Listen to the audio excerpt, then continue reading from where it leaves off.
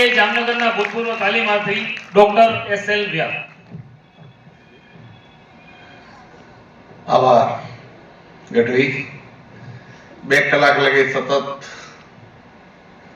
આમ તો 3 કલાકથી એને સરસ સંચાલન કર્યું.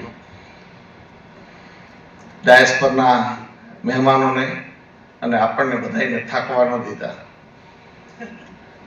હું એમ કહીશ કે માનનીય ત્રિવેદી સાહેબે આ કુંભ મેળો કર્યો છે. પેલો કુંભ મેળો ગુરુ ગ્રહ જ્યારે કુંભ રાશિમાં આવે ત્યારે થાય, 12 વર્ષે એક વખત. પણ આ તો 60 વર્ષે કર્યો.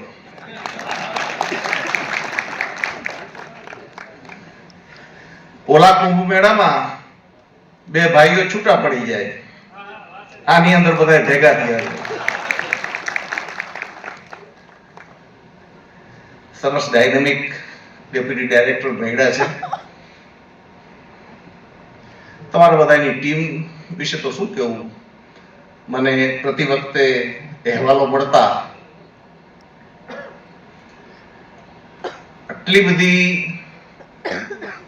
સંસ્થાની ગરિમા વિશે ગૌરવાન્વિત થઈ અને સમાજને આપણે એક ઉદાહરણ આપી શકીએ, એનાથી રૂડું શું.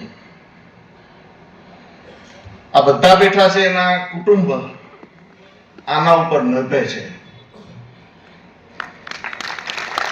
આ સંસ્થાએ જ નભાવ્યા છે. જો આપણે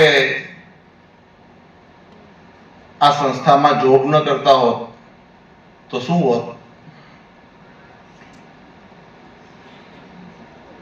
કઈ ન હોત. અને સાચા આશીર્વાદ એ તાલીમાર્થીઓના, કે જે અહીંયા ભણી અને જુદી જુદી જગ્યાએ પોતાની કારકિર્દી બનાવી, એમાંથી પોષણ પ્રાપ્ત કર્યું. ITI છે એ ગરીબની ગાય છે. સાહુકારના દીકરા તો 50 લાખ ભરીને ગમે ત્યાં સેલ્ફ ફાઇનાન્સમાં ચાલ્યા જશે. એની ઘરે તો દૂધની ડેરીએ થઈ જશે. પણ આ ગરીબ માણસ, એને આ ગાય પાસે જવું પડશે. મેં જે ભણાવ્યા છે આટલા વર્ષોમાં, એમાં મોટા ભાગના પિતાઓની હાલત એવી હોય કે બાળકને 2 જોડી કપડા માંડ આપી શકે. અને અહીંયાથી આ 2 વર્ષ કર્યા પછી એ ગામને 20 જોડી કપડા આપી શકે એટલા સદ્ધર થઈ જાય છે. પણ એ બધું સમાજને ક્યાં ખબર છે?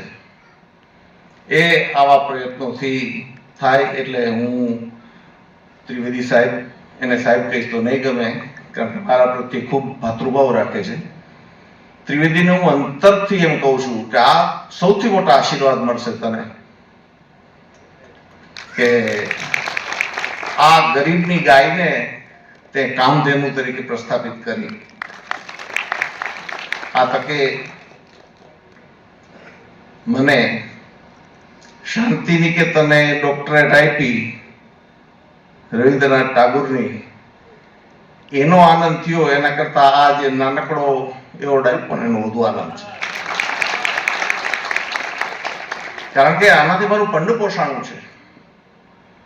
40 વર્ષ લગી એણે આ દેહને, આ ચિત્તને, આ મનને પોષેલું છે. અહીંયા મને ઉપસ્થિત રહેવા બદલ અને આ તક આપવા બદલ સંસ્થાનો ઘરના જ માણસો છે એટલે આભાર નહીં માનો, પણ મારી કૃતજ્ઞતા વ્યક્ત કરું છું. આભાર.